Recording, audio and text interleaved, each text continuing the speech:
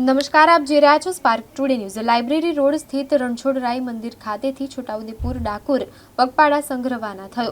છોટાઉદેપુર નવાપુરા ખાતેથી ચારણ હમીર બાપુએ 22 વર્ષ પહેલા છોટાઉદેપુરથી ડાકોર પગપાળા સંઘની શરૂઆત કરી હતી, જે આજે તેઓ નથી। તેમ છતાં આ પગપાળા સંઘ દર વર્ષે નિયમિત ડાકોર જઈ મંદિરે ધજા ચઢાવે છે। આજે 23મા વર્ષે છોટાઉદેપુરથી રણછોડ ભક્તો પગપાળા ડાકોર જવા રવાના થયા હતા। રણછોડરાય મંદિરના પૂજારી શ્રી દ્વારા પગપાળા સંઘને ધજા તેમજ શ્રીફળ આપીને પ્રસ્થાન કરાવ્યું હતું।